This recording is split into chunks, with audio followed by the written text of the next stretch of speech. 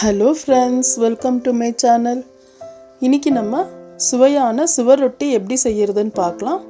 இதுக்கு இன்னொரு பேரும் சொல்லுவாங்க மண்ணீரல்னுட்டு. இது ரொம்ப நல்லது உடம்புக்கு. நம்ம உடம்புல ரத்தம் கம்மியாக இருக்குன்னு டாக்டர் சொன்னால் இதை நம்ம வாரத்துக்கு ஒரு தடவைன்னு ஒரு மாதம் சாப்பிட்டா நம்ம உடம்புல ரத்தம் அதிகரிக்கும். ரத்தம் கம்மியாக இருக்கிற நம்ம இது யாருக்கு வேணுமானாலும் செஞ்சு கொடுக்கலாம்.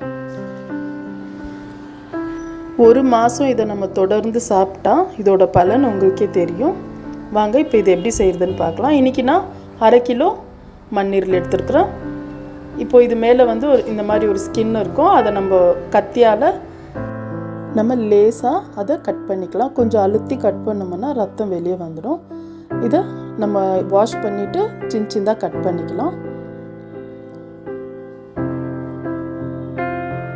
பாருங்கள், இந்த மாதிரி நான் இப்படி கட் பண்ணியிருக்கிறேன். இன்னும் சின்னதாக வேணும்னா கூட கட் பண்ணிக்கலாம். நான் இப்படி கட் பண்ணால் தான் நல்லாயிருக்கும். இப்போ இதில் கொஞ்சம் மஞ்சத்தூள் போட்டு நான் இதை மிக்ஸ் பண்ணி வைக்கிறேன். ஏன்னா அது கொஞ்சம் கவுச்சி ஸ்மெல் இருக்கும்ல, அது போகும். இப்போ இது ஒரு பக்கம் இருக்கட்டும். இப்போ கடாயில் நான் 2 டேபிள் ஸ்பூன் எண்ணெய் சேர்த்துருக்குறேன். 2 வெங்காயம் பொடியாக கட் பண்ணி அதையும் சேர்த்துக்கிறேன். இப்போ இதை சேர்த்து கொஞ்சம் நல்லா வதங்கட்டும். உப்பு கொஞ்சம் தேவையான அளவு சேர்த்துக்கலாம். இப்போது கருவேப்பிலையும் பச்சை மிளகா கட் பண்ணியிருக்கிறேன், அதையும் சேர்த்துக்கலாம். கருவேப்பிலை சேர்க்கறதுனால நல்லா மணமாக இருக்கும். இப்போது இஞ்சி பூண்டு விழுது நான் ஒரு டேபிள் ஸ்பூன் சேர்த்துருக்குறேன். ஏன்னா சுவர் ரொட்டிக்கு இஞ்சி பூண்டு விழுது கொஞ்சம் ஜாஸ்தியாக இருந்தால் நல்லாயிருக்கும். இப்போது நம்ம மிளகாத்தூள் சேர்த்துக்கலாம். 2 டேபிள் ஸ்பூன் மிளகாத்தூள், மல்லித்தூள் 1/2 டேபிள் ஸ்பூன்,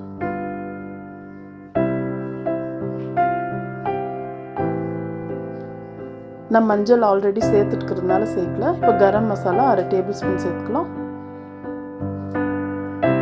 இதை சேர்த்து நல்லா மிக்ஸ் பண்ணிவிட்டு இப்போ நம்ம சுவர் ரொட்டி எடுத்து சேர்த்துக்கலாம்.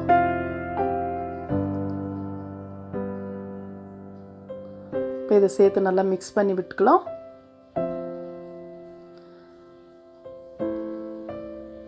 இதை நம்ம வாரத்துக்கு ஒரு தடவை இல்லை மாதத்துக்கு ஒரு 2 தடவையாவது வீட்டில் செஞ்சால் நல்லது. பாருங்கள், இப்படி எல்லாம் மிக்ஸ் பண்ணிவிட்டு இப்போ இது 1 நிமிஷம் போல் மூடி போட்டு வைக்கலாம்.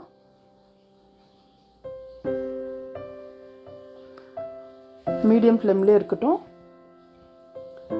இப்போது 1 நிமிஷம் ஆச்சு.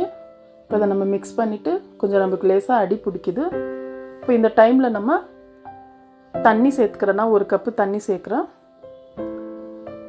கொஞ்சம் மல்லி விதைகள் சேர்த்துக்கிறேன். இதை சேர்த்து நல்லா மிக்ஸ் பண்ணிவிட்டு இதை ஒரு 5-10 நிமிஷம் நல்லா வேக விடலாம். தண்ணி கொஞ்சம் வத்திடுச்சுன்னா இன்னும் ஒரு 1/2 கப்பு தண்ணி கூட நம்ம சேர்த்துக்கலாம்.